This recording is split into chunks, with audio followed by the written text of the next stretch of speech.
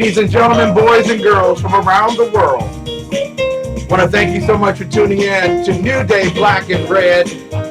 We are not ashamed of the good news of conservatism, for it is the power of liberation, first to the Republican and then the socialist.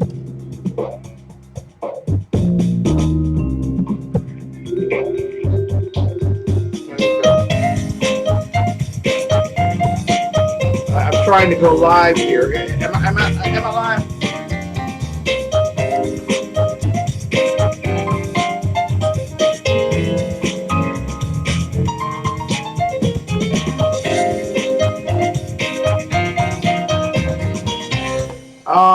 Ladies and gentlemen, welcome to the Exceptional Conservative Show. We are live from the nation's capital. We are not ashamed of the good news of conservatism, for it is the power of liberation, first to the Republican and then the socialist. You're listening to New Day Black and Red, live from the nation's capital. Trying to check here to see who's in the chat. Mary Brockman. Thank you. Mary Brockman's my bouncer in chief. If you diss her, you diss me, and you will be dismissed from the program. We're getting ready to bring on none other than the professor himself, Dr. Michael Jones. Dr. Jones will be in the house this particular evening. You know how we do this. To start it off, we always do the Pledge of Allegiance. And right now, I also want to let you all know that we are going to talk, what does a white guy have to do to suffer a hate crime? Really, in all seriousness, what does a white guy have to do? I mean, an individual who is virtually dysfunctional in our society was kidnapped by 4 individuals in Chicago, Illinois. Those 4 individuals would go on, 2 women, 2 guys, hold him at knife point, kidnap him, force him to drink out of a toilet, beat him mercilessly, torture him for hours. For hours now. We're not talking about 10, 15 minutes. Hours. Torture. And even posted. This is the boldness, the arrogance of those who happen to be on the left. And in the safe city of Chicago, home to sanctuary people who are safe, literally beat the young man. I am absolutely appalled and shocked at this. And no one in that group of 4 thought this was a bad decision. This is a dumb decision. I should not do this. And so I have some questions for my very good friend, Dr. Michael Jones, the underground professor at undergroundprofessor.us. How come white people are not in the streets right now rioting and burning down Chicago? What? But before seriously, I mean, because if this had been in a black community, marching all over the place, I want to talk about these things. I want to be real tonight with a lot of people who are listening, and there's some people who are trying to call me out for being a conservative talking head, which is amazing since you don't listen to the program. I'm going to put that in the chat roll for people who are following along with this debate on Facebook, per se. But we're going to talk about Chicago. We're going to, Claudia, love you. Glad to have you here. And we're going to talk about the President of the United States receiving an award, a medal for public service, distinguished public service from the Secretary of Defense. And you tell us, and I'm going to talk to the professor tonight. Maybe I'm not as brilliant as he. You tell me how that is not awarding himself the medal. The guy who awards you the medal works for you. You tell me. And then there's some other things that we'll be dealing with. The pussification of the U.S. Congress. They've already bent over backwards in just their first day opening. I am really, really concerned that this might not necessarily be the right Congress to do what's necessary to help save America. I'm concerned. I'm concerned. Maybe a little overkill, but I'm slightly concerned. Pardon me. Would you have any Grey Poupon? And Dave Milner is back. God bless Dave Milner. He's back from his vacay. And I must tell you, tonight, Dave, I won't be able to do it because my wife made me a lovely meal, and it'd be wrong for me to eat after. But I assure you, your day is coming, sir. I will make certain that you have the Grey Poupon when I do it. Ladies and gentlemen, you know how we get this thing started. And thank you all so much for listening to us live on SHR Media, High Plains Pundit Media at 2 a.m. on the Liberty Channel at Red Nation Rising, on Ustream and live stream. Thank you all so much for tuning in to us live. You know we do the Pledge of Allegiance. For those who follow along at home, young people, please lead us in the Pledge of Allegiance. Put your right hand over your heart while we do this. Ready, begin. I pledge allegiance to the flag of the United States of America and to the republic for which it stands, one nation, under God, indivisible, with liberty and justice for all. Woo! That's what I'm talking about, baby Bubba. Ladies and gentlemen, I welcome you to TECN and the Exceptional Conservative Show. This is the home of the Exceptional Conservative Show, as well as the home to The Right Way with Shannon and Mike. You can hear at 7 a.m. On every morning, Monday through Friday. You can also listen to Drive Time 4 to 6 with Lonnie and Ralph on The Right Guys. And so I'm really, really excited about the future of TECN. We'll talk about that much, much later. Ladies and gentlemen, without any further delay, I wish to introduce to some and present to others a man amongst men. A man who needs no real introduction, but we'll give him one anyway. Not only one who has served our country with great esteem, and we are honored to be in his presence, but certainly one of the most intellectually superior human beings on the face of the earth. And he grants us a few moments of his time to share with us on New Day Black and Red, none other than the great doctor himself, Dr. Michael Jones. Hold on, I've got to dry off my feet. I've been walking on water.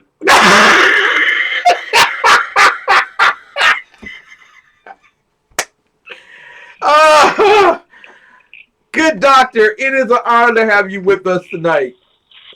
I know. Humility makes me recognize this. Thank you, sir. And you're not being judgmental either. No, that's for him. Not for me. Not for you. Oh my goodness. Hey, it only took 8 years, but Obama and the Democrats have finally become hawkish. Gotta love it. Gotta. Oh, and their princess on the other side, Cookie McCain, wants to go to war with Russia now. Isn't that wonderful? Yes. You'd think a guy who spent that much time in Hanoi Hilton would not be eager to send other young men on some stupid. That just pisses me off. You know, I don't know. Yeah, you know, it's a lot. It's a lot over the past 72 hours to be pissed with. Go ahead. I'm sorry. I'm sorry. No, I'll just say it's a lot over the past 72 hours that we should be pissed off with in our country. But go right ahead, sir. Yeah, there's so much to say, but let me succinctly wrap it up by just saying, if God didn't love stupid people, He wouldn't have made so damn many of them. Don't blame God. I mean, come on, stuck on stupid. That's just, as a Cold Warrior and a Soviet Union expert. You know, I'm not a Russian expert. I was a Soviet Union expert. They don't exist anymore because we won thanks to Ronald Reagan. You know, all the Democrats that, like John Kerry and all these other idiots that tried to worked with the Russians. If you recall, Ted Kennedy, John Kerry, and others worked with the Russians to try and prevent Ronald Reagan from becoming president, are now running around screaming the sky is falling because the Russians got involved in a presidential election. Honestly, I mean, well, maybe we should trust what they say, because they know, since they personally got the Russians involved in the 1980 elections. So there may be something to this. And weren't they just When following? I say stupid people, I don't just mean the Democrat leadership. I mean this country. Yeah. You know, it's one thing to be ignorant. It's one thing to be ignorant, but how stupid you have to be to know nothing about your own history, and to sit here and get all worked up in a lather over Trump or the Republicans or the Russians getting involved in our election. Now, mind you, they admit no votes were changed, and Hillary won the popular vote. So if anything, if the Russians were changing popular vote, they helped Hillary. They didn't hurt her. Yeah. So, you know, I say this is all a sideshow to distract us from what's really going on in Washington. And the willing stupid of this country are all running around screaming at the top of their lungs how terrible this is, and, you know, that Russia was hacking us. Well, I tell you what, as a Russian expert, how the hell do you think we found out about them? Back then, we worked on them. We got human intelligence to flip. We did electronic intelligence. We did all kinds of different intelligences to know our enemy. And we're not Russia's friend. They're not ours. And they would be stupid not to do everything in their power to know what we're doing. And as not our friend, and hence our enemy, yeah, they have to protect themselves and their people. They have a responsibility, just like we do. And so both sides play a game. Now, during the Cold War, we had rules, and it was safe. And we knew those rules. As long as you behaved within those rules and performed your trade craft correctly, then things were okay. But today, there are no rules, and things are different. But they still have the same responsibility to their people, to their country, to their governments, as we do to ours. Exactly. And this is much ado about nothing. Exactly. They didn't change the election results. What they did was the damn media's job, exposing what we should have known about Hillary and her servers and the risk to national security. And that seems to be all forgotten, that the Russians couldn't have hacked Hillary's servers had she used the government ones and did it correctly. But she did it illegally. She exposed this country. People died over this. And Hillary should be in jail, not the Democrats' #1 candidate for president. And nor should she be sitting in the box on Inauguration Day watching the parade. I'm just saying. She should be in an orange jumpsuit picking up trash along the parade route. When we come back, ladies and gentlemen, we're going to get started. As if we haven't already. Oh my God, it's been over 30 seconds. It's been over 30. And you know, I have followed the Rush Limbaugh plan. Every 30 seconds, you have to have a commercial. You need it or not? Exactly. You need a commercial every 3 minutes. So if it's successful for Rush Limbaugh, we'll do it too. I've been accused of being a conservative talking head anyway today, and I'll talk with you about that. Yeah. I'm working my way. Ladies and gentlemen, when we come back, we're going to really kick off the game and talk with none other than the great one himself, Dr. Michael Jones, the Underground Professor. You can find him at undergroundprofessor.us. We will be right back right after these messages. The best late-night conservative talk show in America, TECN Radio. And ladies and gentlemen, while we're waiting on the commercial about commercials. Conservative talk, TECN Sean and TECN Clanton. And we're working on the integration papers for a certain other that happens to work here too. But We're on commercials. I'll bring you back. For those who are tuning in.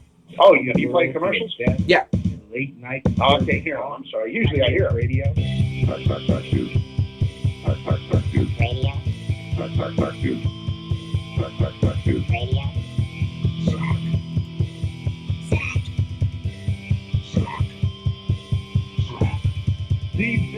late night conservative talk show in America. In America. In America. And in this web was a large, I'm pretty sure it was the biggest spider I've ever seen. Have you heard the news? There's more to Prime than free. 2-day shipping on shoes. There are tons of movies ready to stream. It's like living in a film lover's dream. More to Prime. More to Prime. I want to join. How much did I pay? You can sign up for a free trial today. So let's sing it one more time. There's more to Prime. Good morning, I'm Michael Wright. and I'm Shannon Wright. Okay, folks, that's not how it goes. I think I'm Shannon, I and think you're so. Michael. Yeah. Okay. We are The Right Way with Shannon and Mike. Join us from 7 to 9 a.m. Eastern Time Live on SHR Media, and on TECN, where we'll be talking about all kinds of things. from sports and politics The food and entertainment, to money family, and anything else in between. community, holidays, all kinds of things. It'll be great. Join us from 7 to 9 a.m. Eastern Time. From the war front to the streets of our nation's capital, men of faith, Dr. Michael Jones, the underground professor, and Kenneth McClinton, the exceptional conservative, bring both constitutional gravitas and spiritual perspective on today's issues to the most influential Christian urban talk show, 9:05 p.m. Eastern, Thursdays. It's a new day on New Day, Black and Red. Ladies and gentlemen, I want to welcome you back as we're simulcasting live from the nation's capital, Washington, D.C., and Fort Worth, Dallas, Texas, with the underground professor, Dr. Michael Jones. I am the peon-in-chief, Ken McClinton, better known as the exceptional one. Dr. Jones, I want to start us off with a story that has riled an individual from Chicago, Illinois by the name of Devin Ryland. And I put that in the chat roll for people who want to see exactly what we've been talking about in the last 15 minutes. Literally, he says, I'm a conservative talking head because, get this, because the Secretary of Defense penned, and you saw the stadium that they were in. It was so well attended, millions of people trying to fit in that one stadium. I think there were more people in the flag honor corps than there were in the stands. That's what it was. That was embarrassing. That was sincerely embarrassing. Oh my gosh, have you seen the pictures? I mean, There was. I'll tell you what, I've had better attendance when I've gone to the bathroom. That's true.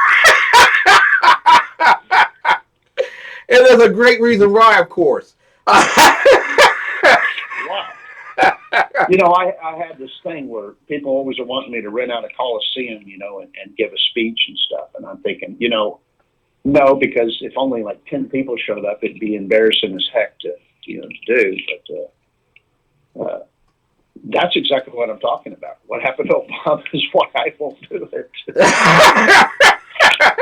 That was really, really, You know, that was really embarrassing. I'm just me though, Ken. I mean, I'm not the president of the freaking United States who can, you know, should be able to draw at least that many people in the media.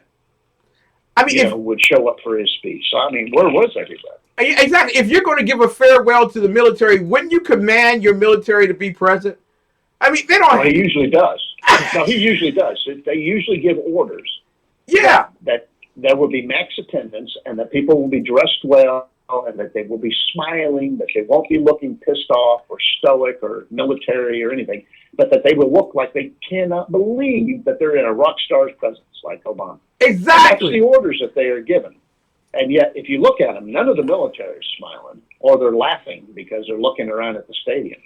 But, you know, I guess we had one of those rare days where government workers couldn't get off to go attend one of his speeches.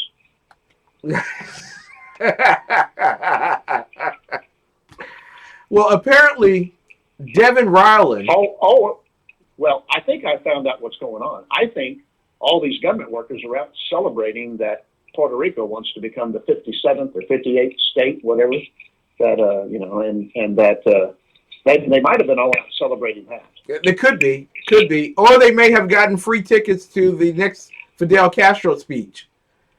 So, Yeah. Well, my sister has sent me a message that said that Puerto Rico just took a vote on becoming a state, and it passed for the first time. I don't know. I've been unplugged. Wow. Do we really? When I got off work today, Ken, I'm glad I could be on the air with you because about an hour and a half ago, I couldn't even breathe. I hurt so bad. Today was the first day I've been back to work in over a week. Wow. Because last Thursday, as you know, I went to the emergency room, and today was my first day back to work, and I could barely breathe when I got home. I hurt so bad. Wow. So, yeah, I didn't even get to do my show. I sat there and felt sorry for myself and cried. Oh, but I am so sorry to hear that. Because if I was a liberal, at least I could have saved my tears to clean my guns with. But as a conservative, it won't clean them.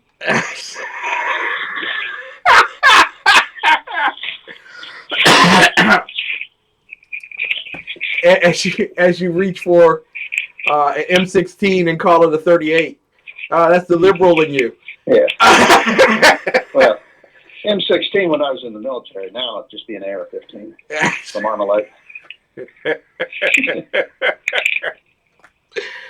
Want to go back to the fact that in that very empty stadium, with only the military dressed around him, and I don't understand why the Commanders did not require all of their military members to fill out the stadium unless they were really sending a message to him with 10 days to go. But the President of the United States received from the Secretary of Defense the Medal for Distinguished Public Service to the military. And Devin Ryland is upset with me in the Black Conservatives for Truth area. He says I'm spreading fake news or false news. And that let me get his direct quote regarding that. He says, agree with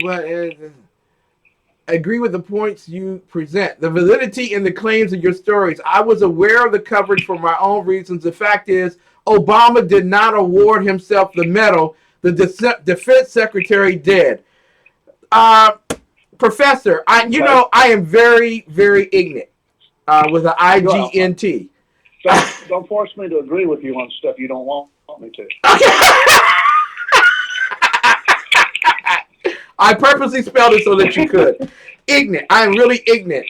But sure. When did the Secretary of Defense become a independent appointment to the military? Well, the cabinet is semi-independent of the president, but they're supposed to go out and do the president's will and whatnot, right? Yeah. Okay. Now look, I'm going to go ahead and concede the fact that Obama didn't put himself in for the award. Have you ever? How familiar are you with the military? Have you ever seen somebody in the United States military looks like a Russian general with 82,000 ribbons on their chest? Yes. Okay. Let me tell you what. 99% of the time, there are two types of people with those kind of medals. Well, there's three types. The third and least likely are people who actually earned all those. Okay. The most likely is that they're a shoe clerk, and that their job is to hand out shoes or push paperwork. And these guys are brilliant at sitting down and filling out the paperwork for an award. Yeah. Using the correct wording so that they know it will be approved and then getting the award. Okay, but people like me who were out there risking life and limb on a daily basis and doing crazy stuff to protect this country, we didn't take the time, and we had disdain for sitting down and typing up our own awards. If people couldn't do it for us and think about it, then we didn't get it. And so we didn't get a lot of awards that we should have gotten because of that.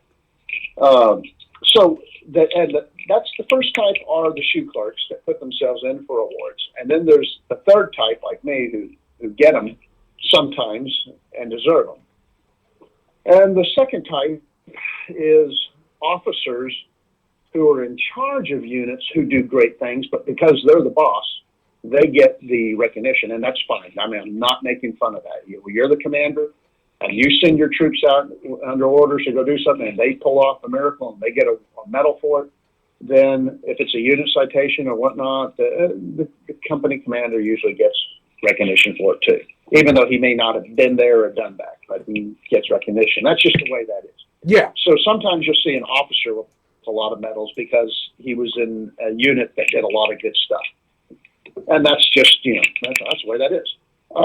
But most of them are shoe clerks. Now, I hearken back whether or not Obama put himself for a medal or told the defense secretary to do it, which, may or may not. Who cares? I don't really care. Knowing how narcissistic Obama is, he may have done it, but it's unlikely. Mm-hmm. But the mindset of the Democrats right now are that Hillary blew everything, and the entire legacy of Obama is about to be dismantled before their very eyes, and they're powerless to stop it, and they're freaking out. And so what are they doing? They're running around doing everything they can to prop up and say, look how important we are, look what good work we did, we deserve awards. And so they're giving each other awards, kind of like how the media and Hollywood give each other awards for everything. Right? Exactly. And we think it's important because they're giving each other awards. But let's go back and look at Obama. Obama gets a lot of crap for doing things he doesn't deserve.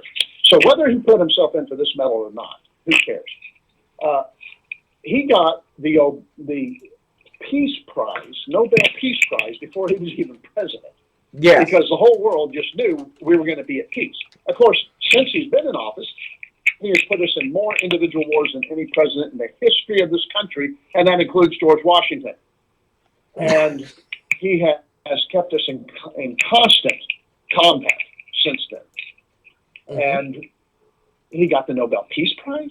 He has destroyed peace everywhere he has gone. He and his two idiot Secretary of States have caused this planet to be more unsafe than it was under Bush and 9/11. We are more unsafe today than we are under Bush and 9/11. And that is saying something. With the growth of ISIS, with the growth of fundamental Islamic militantism, the spread of Islam versus the spread of democracy, the spread of republicanism, the spread of capitalism. We're in trouble, people. And this president has caused all that. But he was given a premature Peace Prize, and it carries no more weight with me than this medal does. I don't even know what medal he got, and I really don't care because I don't believe it, and I don't think he deserves it. Because he hasn't really done anything but destroy peace, destroy the economy, destroy the black communities, destroy black families, and destroy capitalism, destroy jobs. Hey, you name it, put the word destroy in front of it, and you're probably going to be right. Yeah. And the fact that he's getting awards, again, I say, who cares?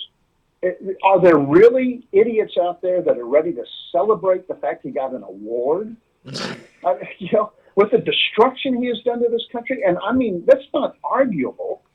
This is just stated facts. Yeah. You can spend crap, they try to tell you how many jobs they created, but then if you take Texas out of job creation, he lost jobs. He didn't create any. If it wasn't for Texas and a couple of the other places that had oil and gas exploration, like, the Carolinas and North Dakota, a few others. Right, Dakotas. Then there would have been a complete utter destruction of jobs under this idiot. I'm a government freaking worker, and I haven't had I had a 1% pay raise, and it was delayed a year, and that's it in the last 8 years. Exactly. I haven't kept up with the 3, 4, 5% inflation rate, and that's just a stated inflation rate. The real one is probably closer to 8 to 10% inflation, and just like the real unemployment is probably closer to 43%. And when you look at the fact that every other person in this country is drawing a check from the government, whether it's welfare or what, and the fact that we have record unemployment, record welfare, record Social Security disability, record this, record that in the negative columns.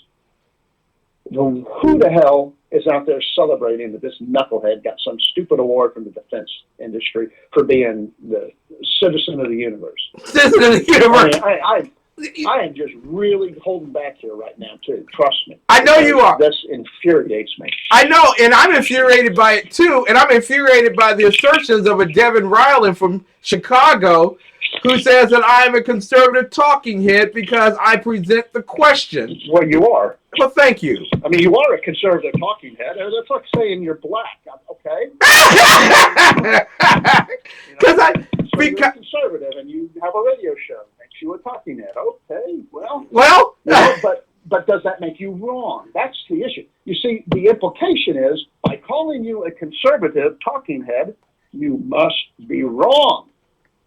And that is something that annoys me. It's like, I've proven a point by calling you a conservative. And so everything you say is wrong. And boo-boo. And what sticks to you bounces off me because I'm rubber and you're glue. And, oh, my God, I just won another argument against you, kid. What the hell? What the? You know, we're not in fifth grade. Who cares? Exactly. About stuff like, are you wrong with what you're saying? Oh, okay, who cares if he put himself in for an award or not? That's technicality. Does he deserve any awards for good things? I defy you to point out something good he's done besides exist for 8 years and he's leaving. Exactly. There's a lot of people that speculated he wouldn't leave, and I told everybody I thought he would. That I didn't think he was going to declare martial law. I didn't think he was going to, stick around. I thought he would leave because he doesn't want to be there. He knows he's incompetent. He didn't ever want to be there, and I'm pretty convinced that during the inauguration balls, they had 12 or 14 or whatever balls, and it cost, several $1 million to put on this party because we elected a guy with black epidural skin cells, and that somehow was celebratory.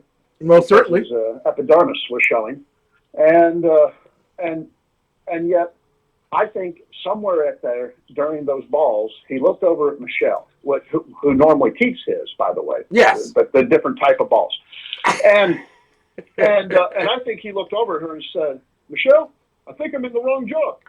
And I don't think he's liked being there ever since because he realized, that he was not cut for this. Yeah.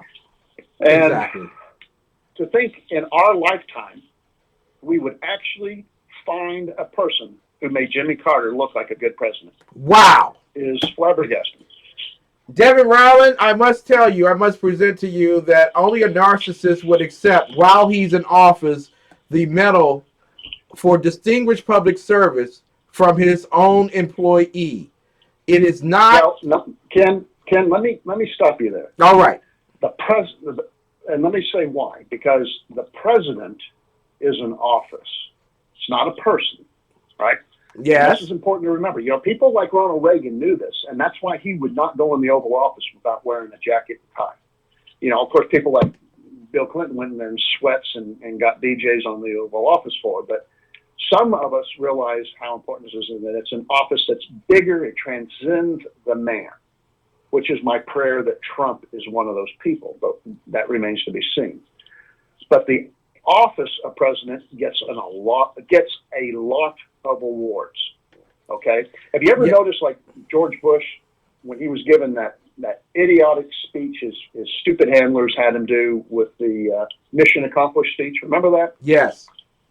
Okay. Now, if you recall, I had an aneurysm over that stupid speech, right? Yes. But okay. Well, but if you notice, he was wearing a leather flight jacket. Yes, he was. Now, George Bush happens to be a fighter pilot and deserves to wear one of those. But the one he was wearing wasn't his. It was given to him as a gift by the crew of the Enterprise or whatever carrier deck he was on. I can't remember the carrier that he was in. Yes. But presidents visit a carrier and they get award. They get given these things and gifts, and countries give gifts and awards all the time for doing things like being, a friend of Israel. Ronald Reagan gets a medal, or a potted plant or something from Chavez or something. I don't know, but the office of president is constantly being given awards, and most of them they don't get to keep because it belongs to the office. Mhm. So things like that, those jackets and stuff, he gets to wear while he's in office, but when they leave, they all gets packed up and put in the museum, and it's for posterity, and we get to all look and ooh and all when we go to these museums. But they don't get to keep them, Mhm. and there's strict rules on this. So, but these medals, some like from countries and organizations are just things where they're trying to honor someone they really love. In this case, I highly doubt the majority of the people in the DOD just loved Obama so damn much they wanted to give him an award, like we did with, like, say, Ronald Reagan, and we did with both the Bushes. Mine was the senior Bush, and I was at Desert Storm. We respected him because he sent us to go fight a war, and he got the hell out of the way and let the generals do it. Mhm. And we won that thing in 100 hours because of Schwarzkopf, not because of that prostate Powell or whatever his name is, Colin Powell. But by the way, did you know that Colin Powell actually got electoral delegates in the last election? Really? I kid you not. He got something like 3 electoral delegates in Washington State. And Rand Paul got 1 in Texas. And I don't know. I think Bernie Sanders got 1 up in Washington, too. There's some weird electoral deals. I was going to talk about that on my show tonight, but I don't recall what it is right now. Yeah. To talk about. But anyway, I don't even know why I just went there. Well, There are awards and presents given to these guys because groups respect them. So, if Obama gets an award from some communist, tree-hugging, anti-oil capitalism, freedom, constitutional, hating organization, I get it, and it doesn't bother me. If he gets some kind of an award from Planned Baby Killers, Planned Parenthood, because under Obama they managed to kill, the 8th billionth black baby or something, and they promoted the KKK's cause a little bit better because of Obama, and he gets an award. I get that. It disgusts me, but I get it.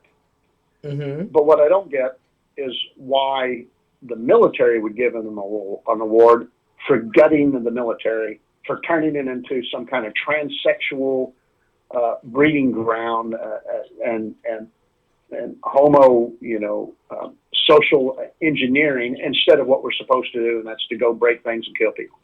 The Democrats have turned it into something besides what we're supposed to be, like a giant Meals on Wheels with guns.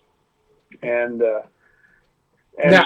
now can I most of the military is content with him and would not give him an award. So this is, of course, a crony insider deal, but the fact that they get a lot of awards and stuff is it just comes with the job. Well, Trump will get a ton. All the presidents do. Okay, well, let me say this way then, because we're well beyond my break. So let me just say this. Let me. Wait, what's this guy's name that you're doing the show for? What guy? I don't know, some guy you keep referring to. Oh, Devin. Doing the show for. Oh, I'm doing Devin, what? Devin Ryland. I'm Devin doing Dubois. Wyland. Does he wear an ascot? He probably does. All black liberals do. But I want to say this. The award, and this is where I'm coming from, my personal opinion. All right? The award is given to a private citizen, a politician, or a non-career federal employee or foreign national. That we know is true. It is normally given to individuals for considerable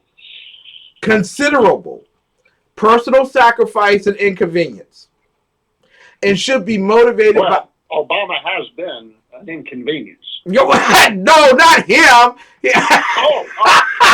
Go ahead. That he should be motivated by patriotism, and I don't know how meeting with Black Lives Matter in the White House is patriotic. Someone explain that to me. Have you not? Now, I'm not going to challenge Obama's patriotism. If there's anybody more patriotic to ISIS than him, I failed to find that. Go ahead. for good citizenship, and Joe Arpaio discovered that the birth certificate's not good. So based on that, we're not too certain about his citizenship. No, I'm just joking, everybody. Have you not heard the news today about that? No, I have not. They found, there's some. Go look at the National Enquirer. They've got a copy of a Kenyan birth certificate for him in the latest National Enquirer. Now, I would laugh, except for how many things have they gotten right lately? Exactly. You know? The National Enquirer is better than the Washington Post. It really is. Well, they're certainly they certainly have become a better set of journalists than the propaganda rags of the left stream media. Exactly. But this is the last piece. A sense of public responsibility. A sense of public responsibility. When was the last time that this commander-in-chief took responsibility for any action he committed while he was in office? Oh, let me think. And while you're doing that, we're going to go to break. That time that he... Well, no, that didn't happen. No. Take your time. We have to go to break. When we come back from the break, the professor will tell us the last time Barack Hussein Obama, President of the United States of America, took responsibility for any of his actions, and certainly none of... Wait, I do know the answer. Okay. When he admitted that Bill Clinton was lying, and he said, "Of course I inhaled. That was the point." We'll be right back.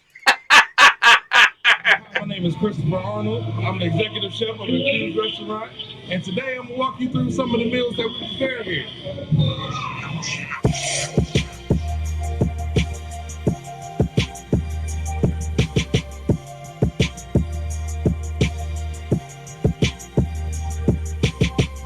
We're making a pizza. We use fresh Italian sausage that we cook here and slice it up. Our pizza dough is in-house made. Our pizza sauce is in-house made. So everything is fresh and ingredients.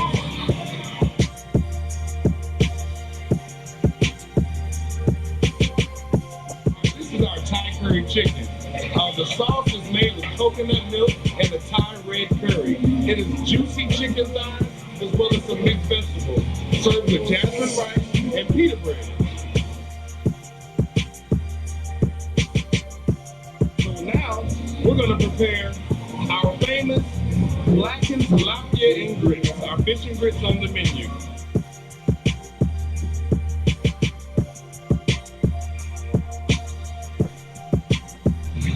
Once the fish is ready, then our meal will be complete.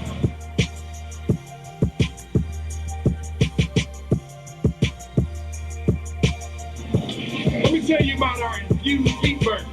So we kick the spice up just a little bit with our infused sauce. We start off with 80-20 USDA ground chuck ham patty burgers, like half a pound of burgers, and we're gonna grill it to perfection. After I flip the burger, we add the sauce and let it cook on into the meat just a little bit.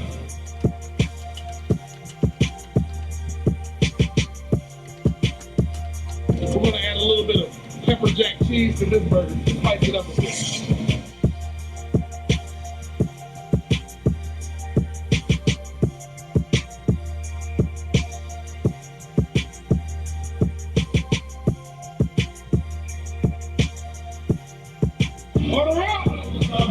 Ladies and gentlemen, 6339 Allentown Road, Temple Hills, Maryland is the place to be. Make certain that you're there this weekend for some of the best food, whether it's breakfast, lunch, or dinner.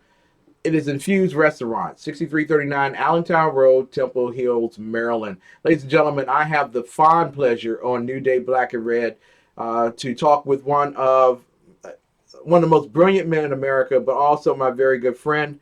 I think that juxtaposes one another, so we have to figure that all out.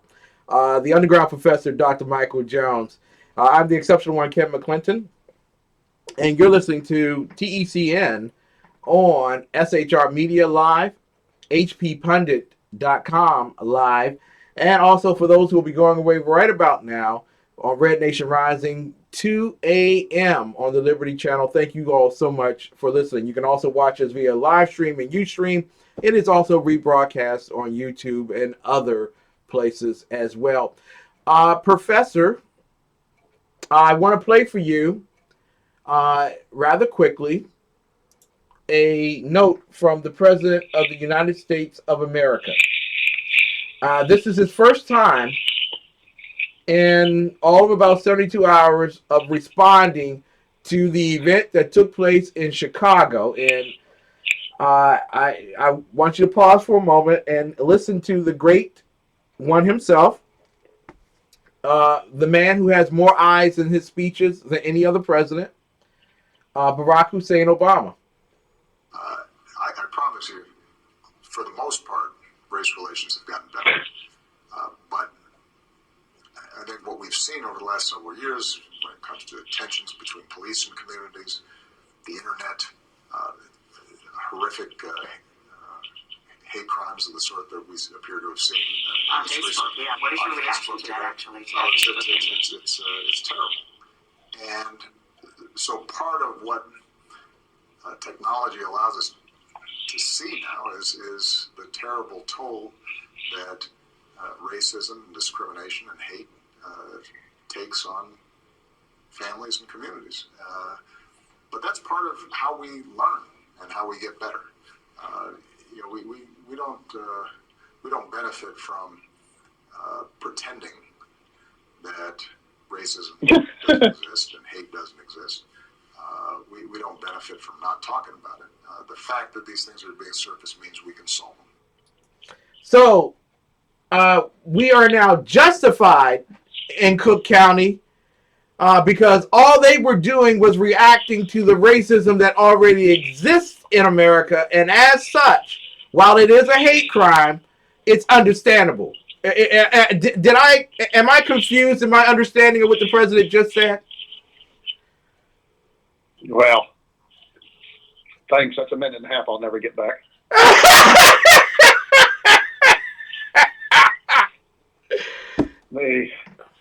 The president just said a whole bunch of nothing. I mean, if you honestly broke it down, he said nothing. Yeah. Of course, I used to open up my classes, Ken, by walking in and saying, show of hands, who's for freedom? And everybody would put their hand up. And I'd say, who's for liberty? Everybody put their hands up. I'd say, who's for justice? Everybody would put their hands up. I said, now, who is for the opposite of all those? Injustice. Put your hands up. Who's for injustice? No one puts their hand up, or one smart aleck might, but that's it. No one is for imprisonment of the masses. No one is for injustice. No one is for rape. No one is for murdering babies. And yet, if you ask people who's for abortion, you'll get hands that are put up. But if you ask people who's for murdering little babies, and no one will put their hand up. It's all on how you word things. Mm-hmm. And so the president gets up there and he says that we don't do any justice by pretending that racism doesn't exist. That's like walking out and saying, oh my God, the sun's hot. We don't do any good pretending the sun's not hot. And yet we do, by the way. It's not just a joke. We pretend that the sun's not hot, and we try to find other reasons for why the global temperatures are hot, i.e. global warming. I blame the big hot ass yellow thing in the sky, but, I'm just me. Mm-hmm. But the president, if you broke down everything he just said, it was nothing but platitudes and emptiness. It doesn't promote anything. It doesn't get anybody to think deeper. And it doesn't resolve anything. All it does is make people think he cares, and so you got to support him. Mm-hmm. And it's brilliant if you're a progressive, because progressives really don't have solutions other than let's put us in charge and tax the crap out of everybody, and we can fix all problems. And so, it's fantastic if you're a progressive, because now you feel better. You feel like you've done something because you care. Mm-hmm. And you should all, by the way, progressives, race out to a sports trophy shop and get a participation trophy for your last 8 years of participation. Thank you so much. Thank you. Good job. Thank you for playing. Now go home and play the home games. There you go. And whatever you do, don't forget to clap for them. You must always clap. Right. Well, except for they'll keep turning off and on all their lights. So I ask you, Ken, what did he really say that would promote healing or fixing race problems? This man was supposed to heal the racial divide in our country, and he did everything he could to flame it. Mm-hmm. Look where he went. He went to freaking Chicago. There are more people killed by guns, illegal guns, in Chicago each year than are killed in Texas on our highways. And we kill over 3,000 people a year on our highways. It's like having a 9/11 every year in Texas. We've got a buttload of roads. 33,000 people a year die on the roads in this country. Think about that when 3,000 of them are from one state. And 30,000 are split up amongst all the other states, all 57 or however many there really are. Obama's confused me on that too. Maybe we should go ask Dan Quell. There you go. But this man was supposed to heal us, and he's done everything he could to promote and cause a racial divide in our country. In fact, he wouldn't be president the second time if he hadn't promoted racism and to get people to vote for him because of his skin color. And he tried even to do that under Hillary Clinton, stating that it would be a personal affront to him if they didn't vote for her because of his legacy. And his legacy is nothing but racism and anti-capitalism and anti-freedom and anti-constitutionalism, pro-ISIS, pro-Islam. That's his legacy. And so, yeah. You know, he could have healed this country. He could have got in there and said, I don't want to be known as a black president. I just want to be president. You know, in fact, this country has done something unprecedented because, you know, that's what we do in this country. We always are moving towards a more perfect union. Yeah. But he didn't do that. No, he didn't. And unfortunately, we're all paying a very heavy price. And when we come back in the second half of the Exceptional Conservative Show, forgive me, New Day Black and Red. Before you move on, one quick thing that just bothers the crap out of me. Yeah. He's talking about white on black crime, not black on white.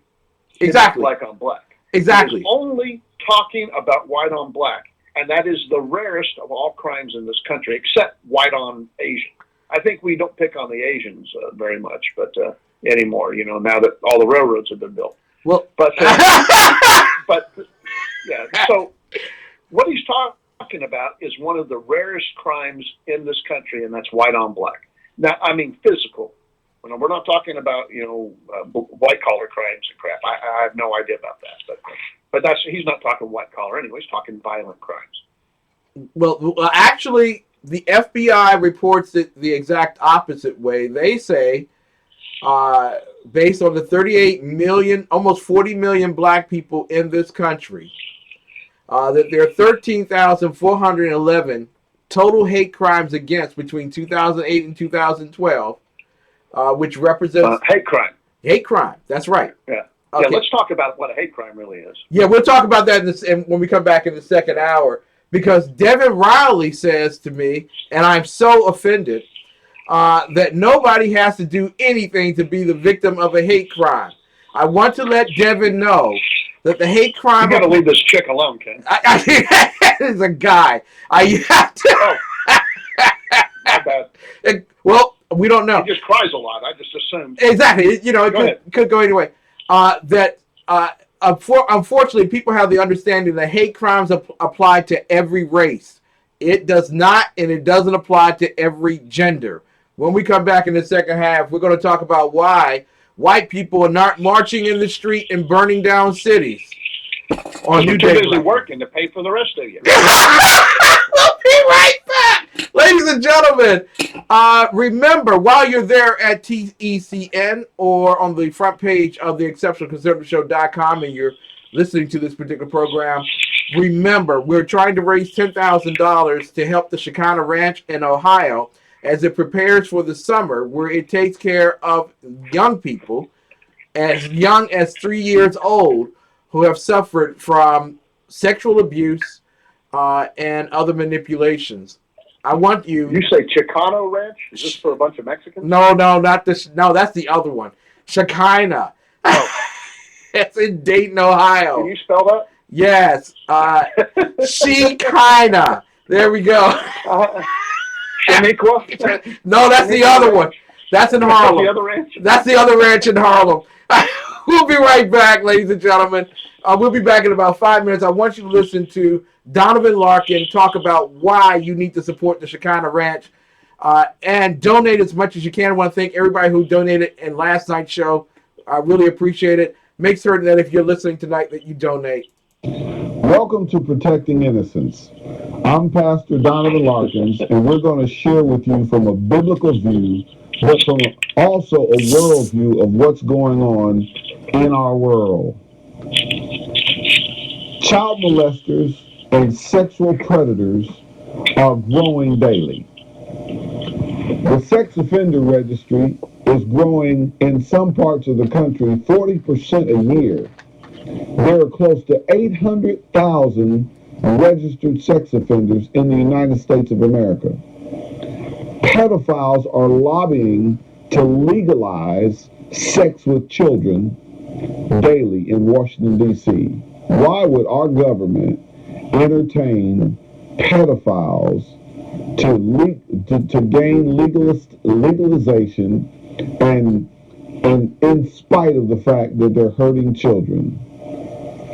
Several organizations estimate over 500,000 children will be born this year, and they will be sexually abused before they turn 18 if we do not prevent it. So here's the deal. Today's word of protection is scrutinize. Yes, scrutinize. Today's liberal society wants to tell us that to scrutinize is to be unloving, to scrutinize is to be, unchristian. Let me give you a definition of scrutinize. Scrutinize means to examine or inspect closely and thoroughly.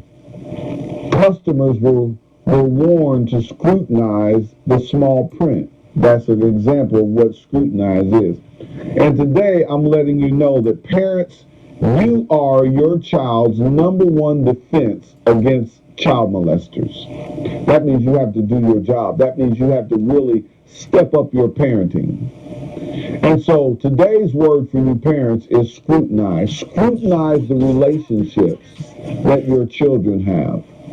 Scrutinize those adults and children that seek to be in your children's life.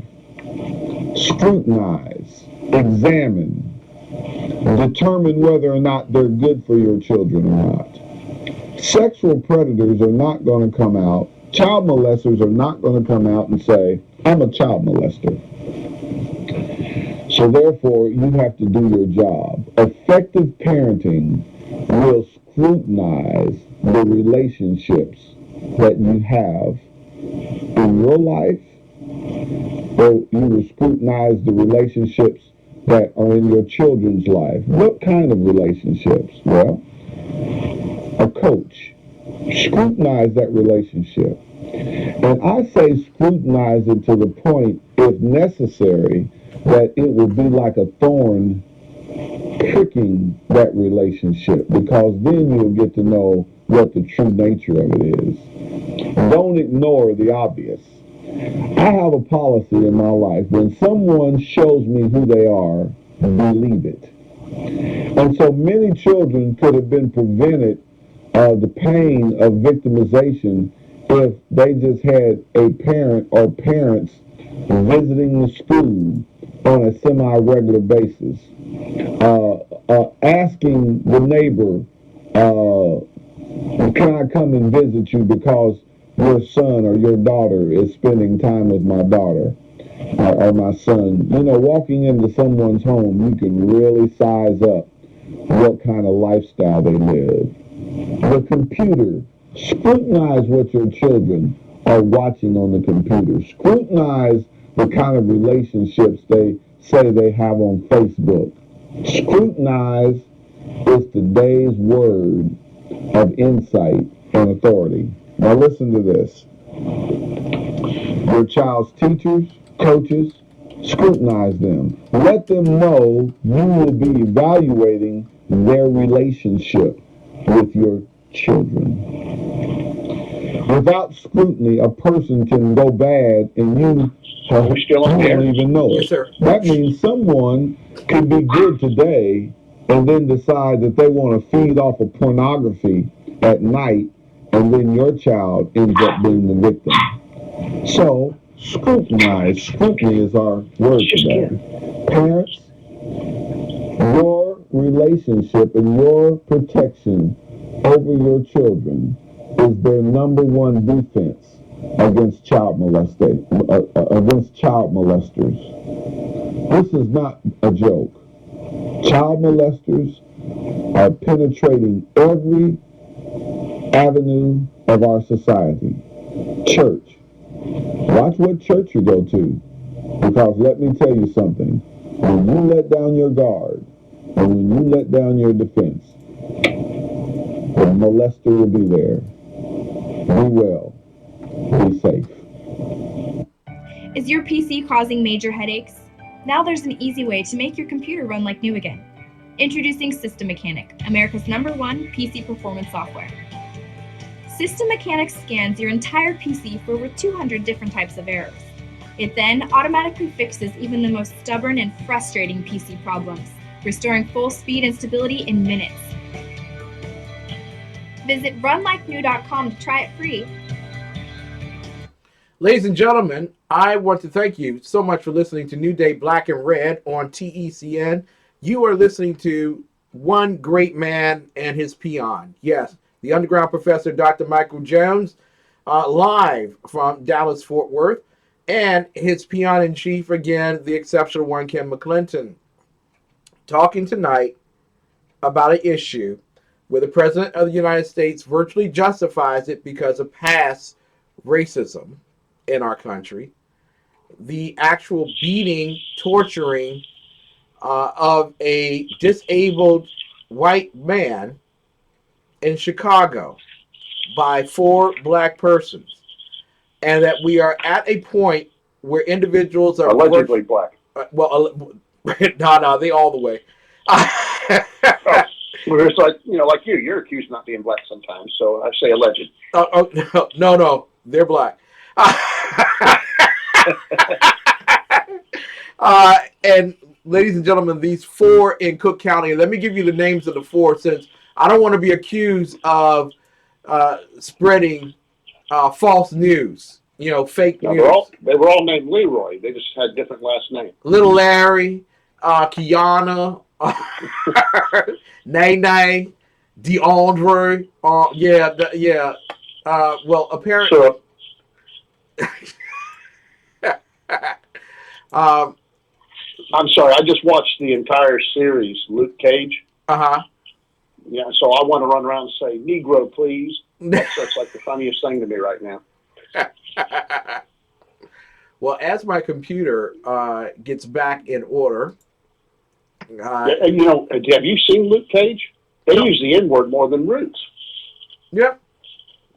And actually, let me go to this right here. This is the actual video. I will not be. You won't be able to see it, and I wouldn't want you to. But it's live on radio at video. At video, that's right. But I want you to hear. I'm here for the hearing.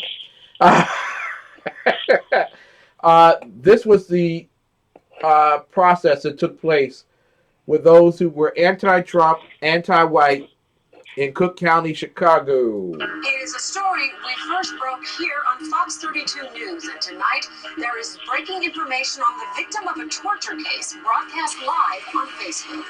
It's a case out of Chicago, but it's the #1 trending topic on Twitter here in Atlanta right now, and we want to warn you, the video, the details of what happened are shocking and very upsetting.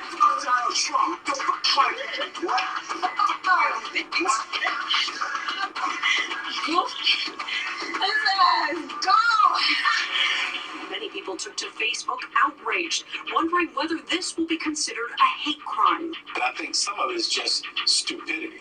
You know, people just ranting about something that they think might make a headline. I don't think that at this point we don't have anything concrete. Donald Trump. That certainly will be part of whether or not a hate crime is, if we seek a hate crime, to determine whether or not this is sincere or just stupid ranting and raving.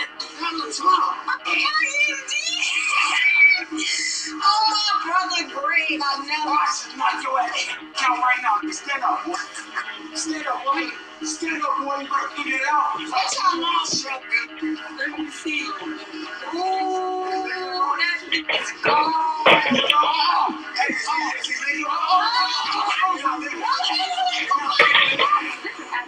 But I'm going to say something that's probably not very popular. We cannot callously go about classifying things as a hate crime. Motive here matters. What I heard is both people on both sides should just cut it all out. And a hate crime is not the same thing as protesting. We have to be very deliberate about that. What do you say to the people who dragged a poor white That's guy out of the protesting. car and beat him? Oh my goodness, poor white people, please, oh my, stop. Your ass, bro. That's your bill. His ass. No, watch out, bro. Watch out. His ass.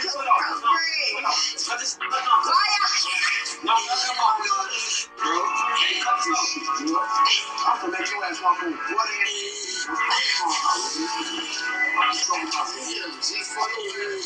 I just want to remind folks that we cannot sit here and ignore the at least for the last year, on very public display, the worst parts of America have been brought from the fringe into the mainstream. So that affects people on both sides. We've talked about white nationalists and white supremacists and the KKK, but there are also when this inflammatory rhetoric is out there, when someone is repeatedly telling you that your community is the worst of the worst, it brings out the worst of the worst in people.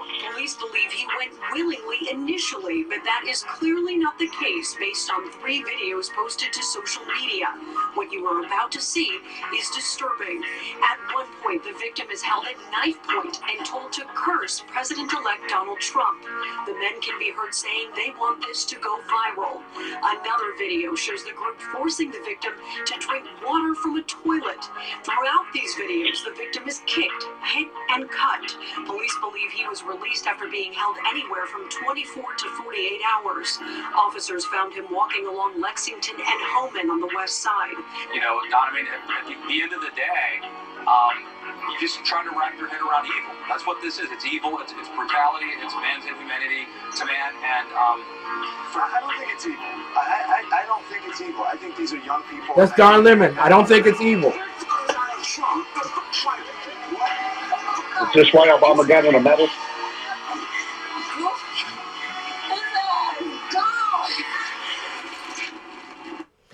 Ladies and gentlemen, if you had not heard, that's merely the tipping point of all that was done to a white mentally disabled man, captive, tortured for over 48 hours, with them posting video via Facebook.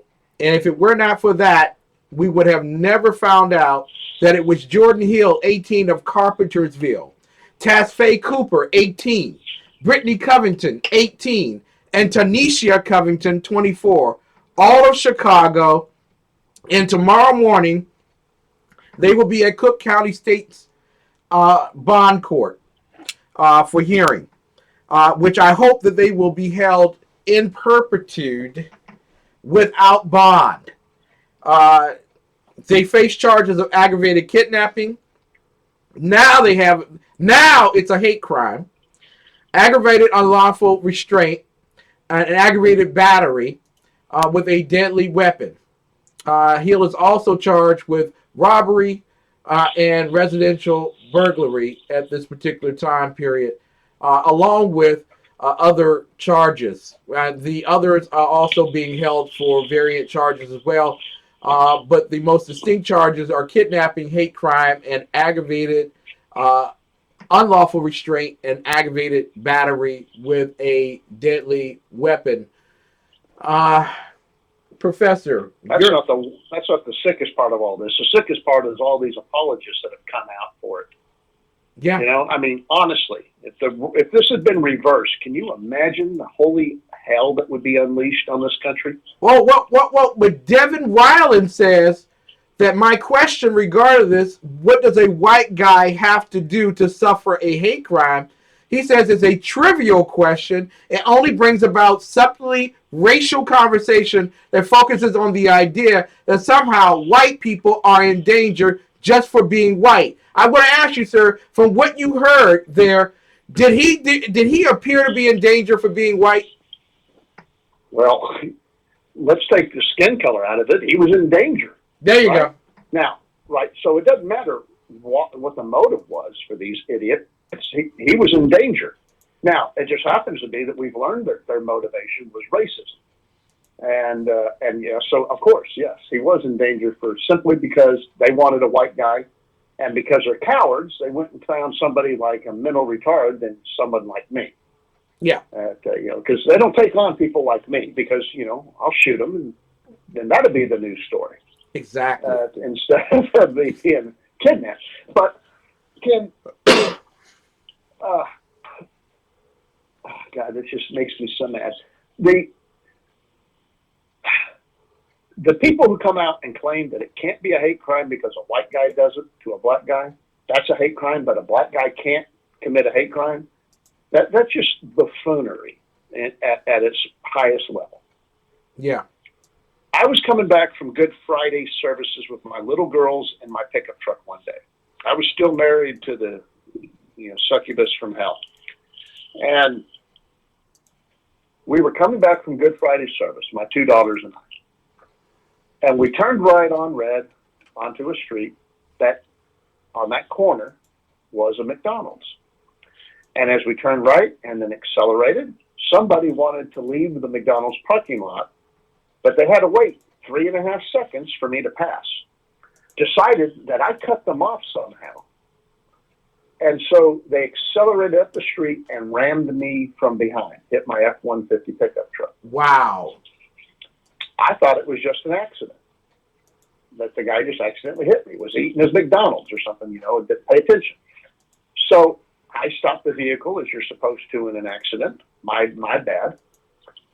And I got out. I told the girls to stay in the truck, and I walked to the back of the pickup because the other guy was walking up. And I pulled out my driver's license, and I said, "Are you okay?" And he yelled at me. He says, "What the F are you doing?" And I said, "Excuse me." And I look at the back of my pickup and I point at it and says, "You hit me." And as I look back at him, he sucker punches me. So I went down to the ground. This guy had fists like the size of a ham. And he was black, by the way. So black he looked purple in some places. It was really kind of weird. Mm-hmm. And he sucker punched me, and I hit the ground. I shake my head, get my wits back up, and as I'm coming back up, he hits me again. So I grabbed his cojones and squeezed the living crap out of him and crushed him. And then, as he went down to the ground, I started pummeling him. Mm-hmm. The crowd started pulling us apart. It wasn't a fair fight, and I was losing big time. This guy, my sucker punch didn't help. But this guy was like 400 pounds of muscle. He could have been, you know, a football player for all I know. Mm-hmm. The whole time, when he sucker punched me and said, "You white racist cracker," and then he cussed and, you know, and said all kinds of racial epithets. He was hitting me because I was white. Yes. Because I had the audacity to be driving through the black neighborhood where we live, by the way. And that I was a white guy in a black neighborhood cutting off black people who were peacefully trying to leave a McDonald's. Even though I was on the main street already, he decided that I had cut him off from leaving the parking lot because I'm white and I was a racist. And he was going to do something about it. When the police he left, by the way, and he escaped. A whole bunch of other black people showed up and pulled us apart and apologized to me and told me things like, "Do not look at the black community," they were telling me, "based on this one fool." Yeah. Was a common comment being made.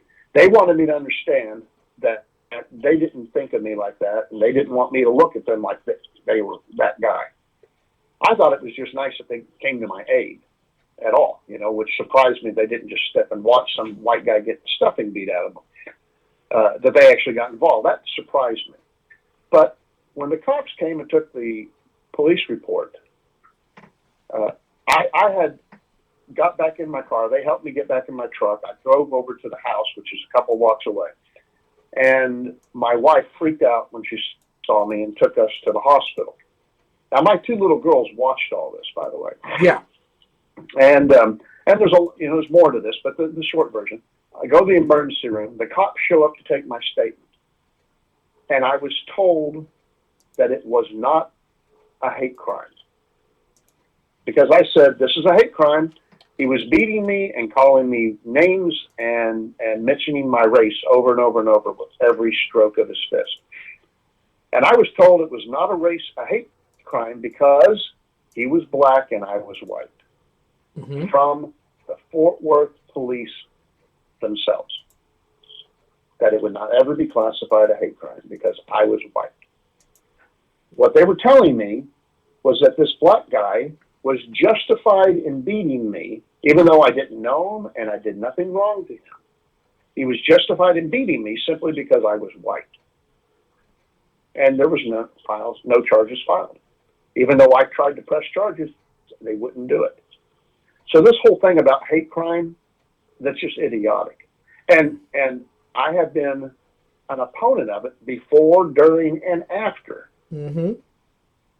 Of the whole idea of hate crime, because who cares if someone beats you up because you're white or black? Mm-hmm. It doesn't really matter. What matters is the fact that he beats you up, and he has no right to lay his fists on you. That's the crime. I don't care what his motivation is. Maybe he's a Manchester United fan and they lost the soccer match. Maybe he doesn't like the fact that I have a Dallas Cowboys sticker on my pickup. Or he doesn't like the fact that that the guy that he doesn't like is a redheaded stepchild. Who cares what what his motivation is? In a court of law, they like motive because it helps show a reason for doing an action, and so they're taught to look for motives. Mm-hmm. But do we honestly care about that? And by the way, hate crime doesn't take place during a trial. It takes place in the punishment phase. Mm-hmm. All it simply does is say to the courts, if he's convicted of a hate crime, then you get to add extra punishment to it. Because somehow in our society, we figure if someone kills you, that's not as bad as if someone kills you because you're black or because you're white or because you're striped. And so we've decided in this society that simply because it was a racial motivation that they'll get more punishment than the fact that they actually committed the heinous crime in the first place. And I think that's wrong. Mm-hmm. Somehow that makes just a simple murder. A guy breaks into your house and you wake up and startle him and he shoots you dead. Well, that's okay. Because at least it wasn't because you're white or black, right? Yeah. And I think that's idiotic. And it has no business being in our court of law or in a constitutional society of free men where no man is above the law. And so this whole hate crime thing really pisses me off. But since it is on the books, then I think it's criminal that it's not being enforced both ways. Mm-hmm. But I have yet to hear an intellectual argument against that. But I have to ask you this, Professor. Ask me anything. I get to ask you one question per show, and I got to ask you this question right here. But white people enslaved black people. White people created the white Democrats, you mean, enslaved blacks? No, that doesn't matter. Don't forget that clip you played where they were all talking about the KKK and stuff. Let's not forget they were all talking about the people of their own political party. Yeah. It's what a bunch of white Republicans were talking about. This was black Democrats complaining about white Democrats, historically. Mm-hmm. But so go ahead. I just wanted to point that up. Thank you for clarifying that. Old white men oppress black people, and they keep them down and keep them unemployed keep them broke. I pretend to be your friend. That's right. You're my best friend. It's white people like you that keep black people like those 4 idiots in Chicago down. And so the only way they can get up, and this was what the president just justified over 2 hours ago, the only way that they could ever get out of being oppressed by white men like you is that they got to go out and find a handicapped white person, kidnap them for 48 hours, cut off that person's hair, cut up their clothing, beat them, drink out of a toilet. And these are the same people that got mad that we waterboarded some terrorists in Abu Ghraib. There you go. Or made him wear underwear on his head or something. You remember Abu Ghraib and all that crap? Exactly. I am more offended over the fact that they chose a retard than I am that they chose a white person. Who cares about a skin color? It's just a skin color.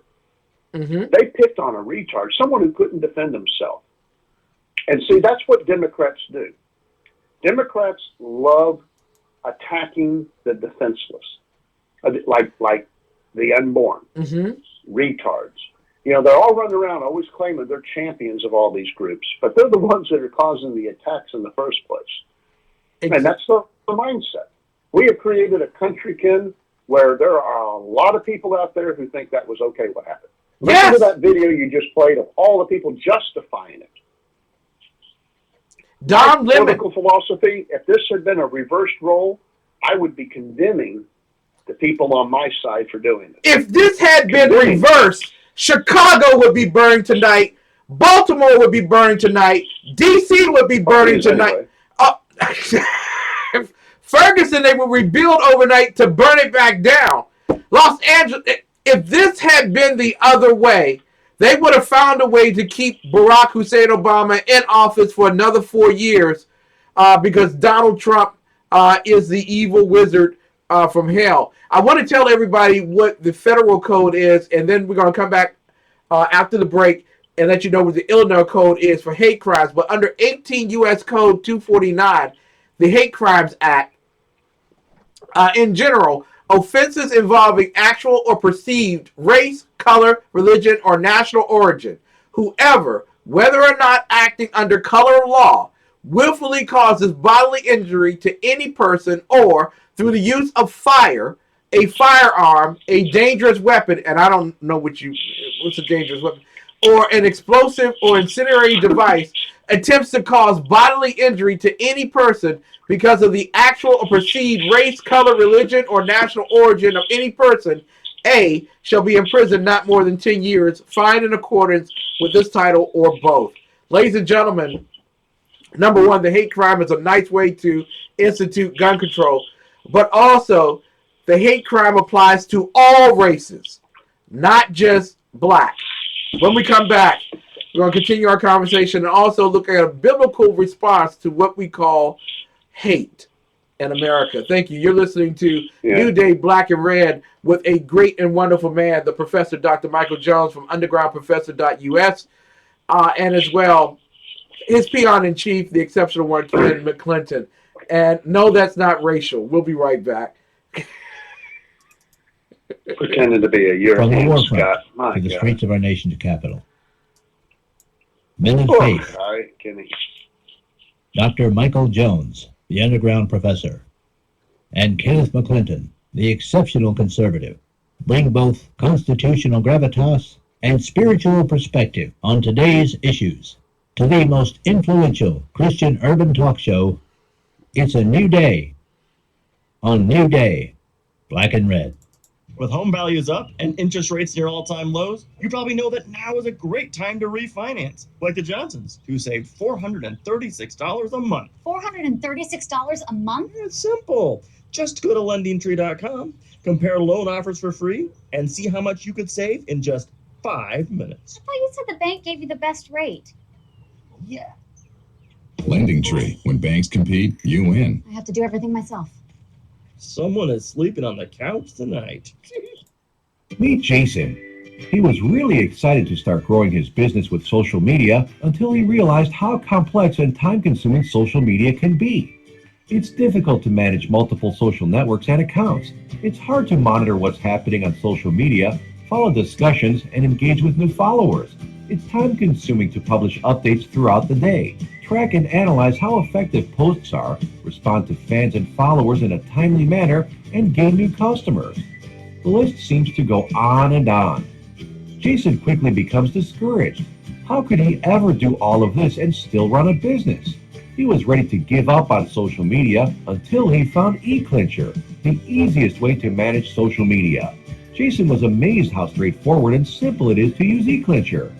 With eClincher, Jason is now able to leverage the power of social media without having to dedicate several hours a day. He can easily organize all his social media accounts in one place, efficiently plan and schedule his posts ahead of time, engage with his followers, understand the effectiveness of his efforts with powerful analytics, find new customers, and much more. In order to tell your business's story, simplify the process of managing your social media, and analyze results, sign up with eClincher today.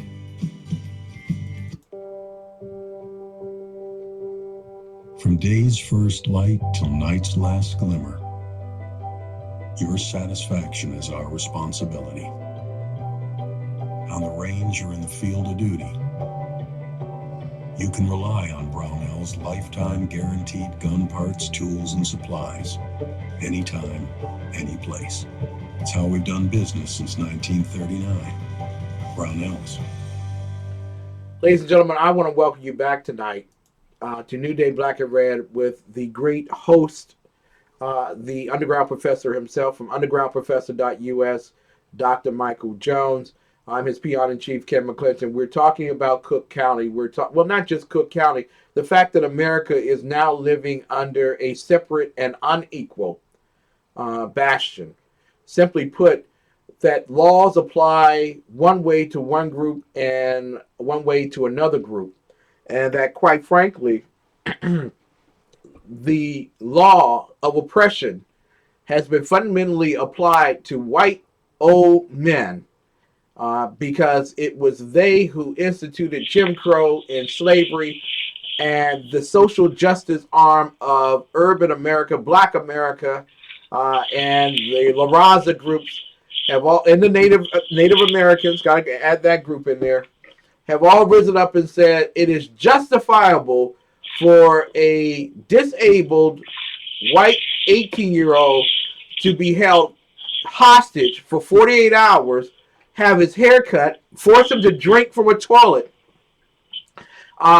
to be humiliated, to be beaten, to be strifed, and assaulted with deadly weapons in order for there to be justice to what happened over 400 years ago.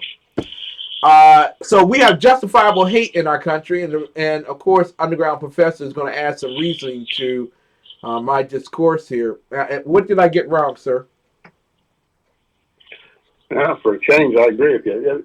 Let me ask you, what got fixed? Okay, let's give them the benefit of the doubt, these four criminals. Mm-hmm. What got fixed by picking on a retard? Mm-hmm. Nothing. Racial relations aren't better. No one is better off. These four specifically aren't healed or vindicated or, got nice six-figure jobs now because, they're all CEOs of some company. Nothing happened out of this that fixed anything except it made race relations worse. And what it did was it offended white conservatives hugely. Mm-hmm. And we're the ones who have constantly come to the black community's aid. Not like the Democrats breaking up your family with welfare or taking away all your guns so the black Democrat or white Democrats can run around and shoot you. And because that's the original gun control in this country was the white Democrats liked going in black communities and shooting at you, and they got offended that blacks started shooting back when white NRA people, Republicans, came down and gave them guns and taught them how to shoot and defend themselves. Well, that offended them, so they started passing gun control laws. And this thing here is just another trick by the Democrat Party to take away guns from black people. Yeah. But well, how does this fix anything? How do you say it's justified and that it's done some kind of positive good or a negative good? Give me the negative good or positive good that comes out of this. Mm-hmm. You picked on a retard. No one is going to change your mind. No one has woke up today and said, crap, you know what? I am a damn racist. I realize this now because I stuck a retard's head in the toilet and cut his hair. And all this time, it was just a secret to me. I didn't realize. This didn't happen. Nothing is fixed. But this man's life has been ruined. What understanding he had of it, I can't imagine what it must be like for him. You know, for anyone that has a limited ability to reason, to have gone through that kind of terror. These people are terrorists. Yeah. Domestic terrorists, and they need to be treated as terrorists, and their asses should be in Gitmo. Yeah. They should be expedited to Gitmo and treated as terrorists. Give them a Quran and, you know, and whatever friggin' halal food they give them out there, and let them be treated like every other terrorist in this country, because they're no different than Timothy McVeigh. They are domestic terrorists. They created terror. They are kidnappers. Mm-hmm. They're torturers. And everybody on the left is all upset that we put underwear on some terrorist who killed thousands of people. And we put underwear on them and made them walk around prancing. And that caused a huge controversy, and all kinds of GIs lost their jobs, and it was dug through the news for weeks, if not decades, and they're offended by it. Mm-hmm. This is real torture. Waterboarding is not real torture. This was real torture. Yeah. And it was a nightmare for this guy. And where are the people up in arms about torture in our country all of a sudden? Where are the people that are up in arms about violent acts against people in this country? Where are the people that are against racism in this country? They're all justifying it, or they're quiet. Yeah. And that's all you need to know, that their entire agenda is false. Which goes back to our earlier conversation regarding your friend, what's his name, Dwayne Devin Ryland. I mean, yeah, huh? Devin Ryland, Yeah, who's virtually justifying this as fake news. It's okay to take a mentally retarded person who happens to be white, and you can do whatever you want to do to them to justifiably protest because of what the Democrats did to black people 200 years ago. Yeah. Yeah. So all you need to do is do what I call the sister test. If this had happened to that idiot's sister, would he say the same thing? Wow. No. No, of course not. Because he is a liar, and his agenda is based on false pretenses and fake principles.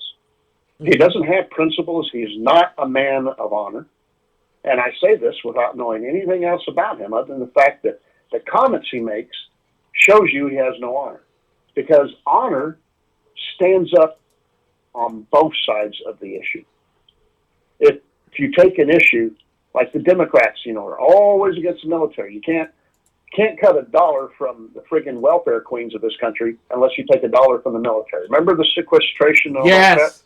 Mm-hmm. But all of a sudden now they're screaming banshees about the military and trying to protect it and defend them and everything. This sickens me, and I don't care which side does it. Whether it's my side, their side, your side, her side. If a politician is against something because it's from the other party, but he's for it when his party does it, it pisses me off. Exactly. Like all these jerks. I'll give you a good example. Obamacare, all the Republicans hated Obamacare. But all of a sudden, now that we're in power and we've got the Supreme Court, we've got the White House and Congress, both chambers, all of a sudden now, they're not talking about repealing Obamacare and putting in place common sense reform. They're talking about replacing it with a Republican version of Obamacare, which we already know what that is. We called it Romneycare. Mm-hmm. And so that sickens me, because the entire concept of a central government forcing health care on its people is revolting to a free man. Yeah. I don't care which party's doing it. And so there's you an example of when the Democrats did it, I was vociferous. And when the Republicans do it, you will hear me screaming at the top of my lungs against it too. Because my principles are consistent and theirs are not. I want to join you in saying that I am a very squeamish individual regarding whether Obamacare would truly be repealed by this Congress. Simply because... The last time I was squeamish is when I sat next to you eating dinner. Thank you. That's the way I feel right now.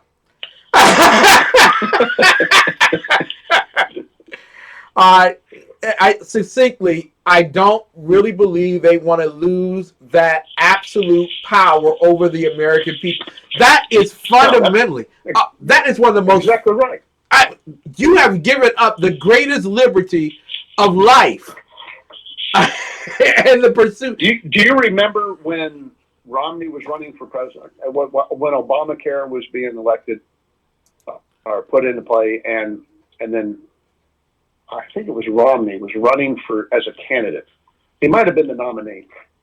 And I came out on my show and I said something that was considered controversial. I said that it was my complete belief that the Republican leadership wants Obamacare to pass because they think they're going to get the House and the Senate in the next election, and that they will control Obamacare and that it will keep them in office forever, just like the Democrats thought it would do for them. Mm-hmm. And of course, we saw what it did to the Democrats. It caused most of them to lose their jobs, and almost nobody that voted for Obamacare is still in office today. There's a few, but not very many, just a handful, maybe 5 or 10 of them out of an entire Congress. And I said that the Republican Party, all those years ago, what was it, 7 years ago? I said this 6 years ago that the Republicans would embrace Obamacare. They would just call it something different because they think that the absolute power that it gives them will benefit the Republican Party, and that they would be wrong just as much as the Democrats were for doing it. Ladies and gentlemen, it looks like I'm being proven right. You are absolutely being proven right.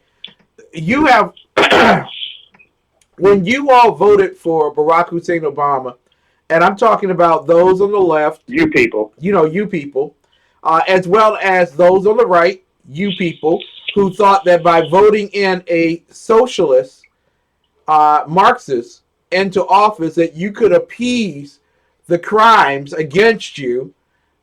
Some of you all have never owned slaves. In fact, I believe none of you all have ever owned slaves. And you actually believe the narrative from the mainstream media and the left that voting in a black man will finally bring us all together as one. It is not the color of the skin that will do that. It is the content of a patriotic character.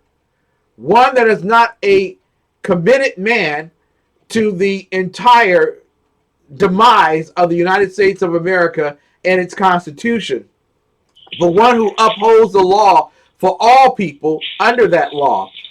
By voting for him, you cannot absolve yourself of not having agreed to put in Obamacare. You have some very greedy individuals right now looking on Capitol Hill at the opportunity of furthering the control over your life and your pursuit of happiness. Life, liberty, and the pursuit of happiness. And they don't want to give that up. Not just yet. That's why you hear them hemming and hawing today about whether this is a revenue neutral process and whether it will, by making this decision, upset the balance of the economy. Obamacare impacts 17% of the American economy, which suppressed our GDP below 3%. Barack Hussein Obama spent 8 years in office and never had a GDP greater than 2.5%, which basically tells you but one thing. If the GDP isn't growing, you're not getting hired. If you're not getting hired, there has to be a reason. 94% of all the jobs that were created under the Obama administration were part-time jobs.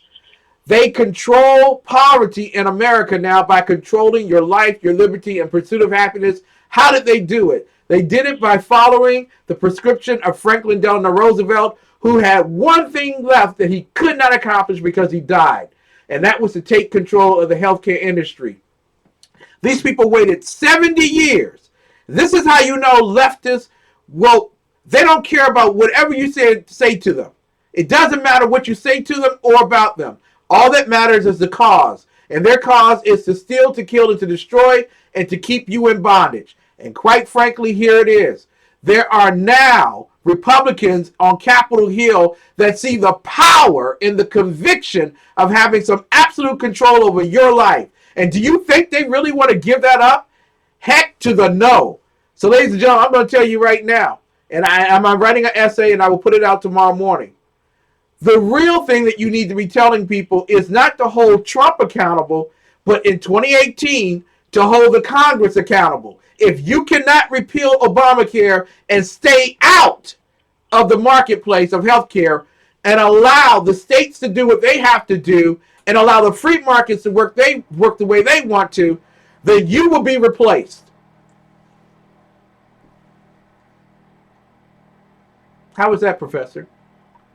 Yeah. I was just sitting here thinking about the fact that it has been announced that Cher will star in a movie about Flint, Michigan water. Really? Yeah. And so I'm thinking, well, that means that it must be very fair and unbiased, that they'll actually talk about the truth. In fact, that this is all Democrat done. But with Cher in there, you know, I can't wait to watch this. I'm actually going to watch the movie now when it comes out, because I want to see how this is all Republican fault. I wonder how she's able to do that while living on Jupiter. Wasn't she going to go to Jupiter with Donald Trump? Yeah. She was one of those that was going to move, you know, when Bush got elected and didn't. Yeah. And then when Bush got reelected, she didn't move. And then when Trump got elected, she was going to move, but she never does. Exactly. So we know this about those who are on the left, just like Mohammedans. They do not mind lying to you. Right. Lying is the Well, they tell you what they think will make you love them or make you feel good, and, you know, make them feel good. But it has nothing to do with facts or reality. And it's the way most of them are. Professor, your final thoughts before we go and do the spiritual, because New Day Black and Red is to give you not only a constitutional look, but also a spiritual viewpoint on current events and issues. Your final thoughts before we do the spiritual portion of it. There are a lot of people who think that Trump is going to fix this country and heal the divide, and I caution you against that, because we are so screwed up. Yeah. And this thing that we've been talking about on tonight's show, the different subjects, is proof of that. This country is sick and damaged, and we are in big trouble. Big trouble. Mm-hmm. as a nation, as free people. And there are so many people in this country now that have decided that it is in their best interest not to be free if they can take stuff from productive people. Yeah. And theft, whether it's government sanctioned or not, is still theft. And if you're a Christian and you believe in Christianity and you believe in the 10 Commandments, then your participation in that process makes you guilty of violating several of the 10 Commandments. Mm-hmm. And therefore it is your soul that is in jeopardy. There's my biblical portion. It is always an extreme honor to be on the air with the professor, Dr. Michael Jones, the underground professor from undergroundprofessor.us. will be on the air with the exceptional one at 3:05 p.m. on Sunday on the Tim Tapp Show. You can easily go directly. In fact, I'm putting that in chat roll for people to follow up on. It is the Tim Tapp Show. This will be our second year in a row doing it. In fact, the professor and I will be on the Tim Tapp Show Sunday at 3 p.m. We encourage you to listen via Spreaker. And for those who are in the Euro Pacific Bank Limited TECN chat room, you can click right on Tim Tapp, become a follower of his on Spreaker. And that way you'll be able to listen to the show, a look back at 2016. And it's going to be phenomenal. I really, really look forward to always talking with Tim and also always being on the air with the professor. Want to say this to you all regarding hate. Unfortunately, what we expected to happen at the beginning of the presidency of the first black man, William Jefferson Clinton, was that we were supposed to look beyond the things that separated us for the good of the nation. He and his wife began with a very liberal pursuit, and that was to create Hillary Care. They failed, and you responded by sending one of the most conservative Congresses to Washington in our nation's history. But after 2000 and a balanced budget, things began to go downhill. Those on the right began to be infused with Washington, and they began to hate the very principles that got them elected in the first place. That led to us eventually betting the farm on housing in America and subjecting our nation under Democratic rule in Congress before Obama came to office to a literal catastrophe of the economy, a quote-unquote depression. Actually, they called it a recession, although we've been depressed since about 2006. And so I'm sorry, kid. Yes. Can I tell you something real quick? Sure. This is actual real breaking news. Okay. A friend of mine, Jesse Turner, has just broken that Black Lives Matter, the organization, was actually founded by Bill Ayers' daughter. Wow. Wow. So BLM is founded by a white chick. Why do you white people hate yourselves so much? I'm sorry, that was just so amazing to me that I thought I have to share, even though I would interrupt you. But go ahead, I apologize. No problem. I like that. I like that interruption there. Listen, hatred is found in the Bible, of course. The first time that we see the word actually, and Esau hated Jacob because of the blessing wherewith his father blessed him. And Esau said in his heart, "The days of mourning for my father are at hand. Then will I slay my brother Jacob." To be hateful is to, in a sense, in the Hebraic culture, to question one's sanity. You have to have a strong antagonism and dislike towards individuals, resulting in malevolence and injury. Sometimes those injuries aren't always physical, but most importantly, they're always immoral. When we look at the New Testament, people hated a man who came to preach the gospel to many who had been held captive by religion, by teachers of the false law, and by the states of oppression throughout the world. He came and he preached peace, and they hung him a cross hung him on a cross high. Hatred is found in those who have expressed their love for Jesus Christ throughout the world. And in fact, in a new report, Christianity is the most hated faith in all of the world.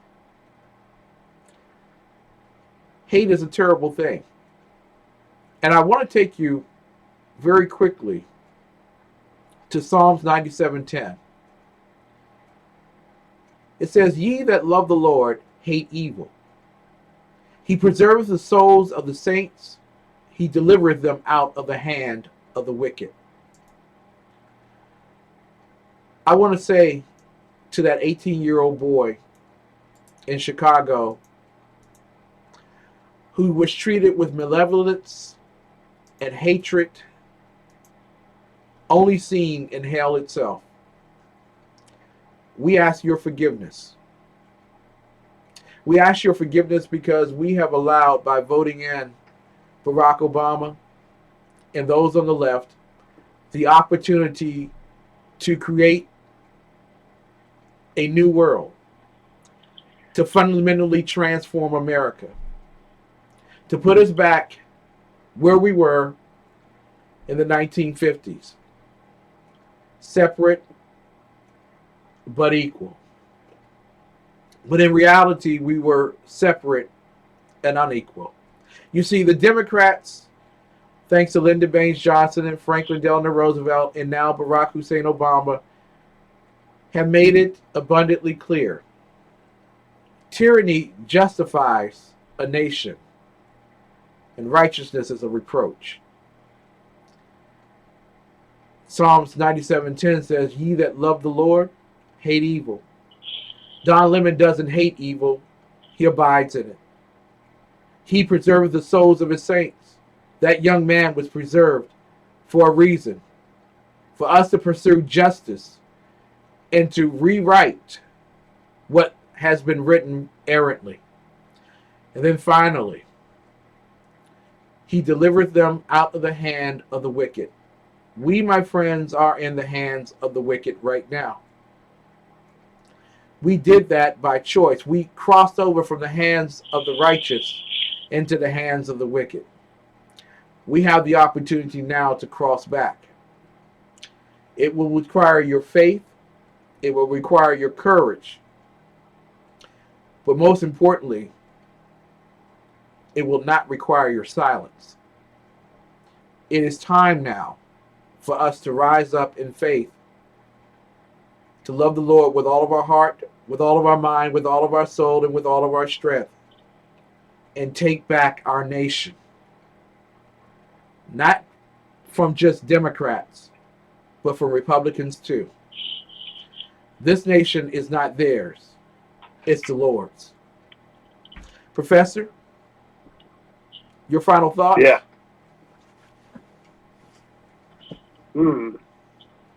Final thoughts. The 8-year national nightmare is almost over. Hallelujah! Thank you, Jesus. Yeah. Woot. He was held captive for 48 hours. We were held captive for 8 years. Wow. The good news is I think that we won't have to worry about what to talk about on a radio show with the president we're getting. That is a good thing. Ladies and gentlemen, you've been listening to New Day Black and Red on TECN, SHR Live, HPPundit.com, and Red Nation Rising. We thank you so much. Stay tuned for more of the best coming to you live in the future. As we leave you tonight, we leave you with this one thought. If you don't remember anything we said, remember this. God bless America. It's time for America to bless God. We'll be back next week. Kick it! Yeah. Or like I like to say, we're not far right, we're just right. Amen. Good night, sir. Toodles. gonna be along, but it's gonna be the resident with my particular style, particular extracurricular, smoother and trickier. Throwing the lyrics like a pro. Jack, you're a chicken me, nugget, and I'm a big man. Brains man, soloist, rapping Coca-Cola, doing very well, cause I'm to the right way to this bag. Paper under the table, break the breaker. Get up on the floor, do the heavyweight shake. Started with a dollar, I'ma end it with a bang, bang, bang. Got all day.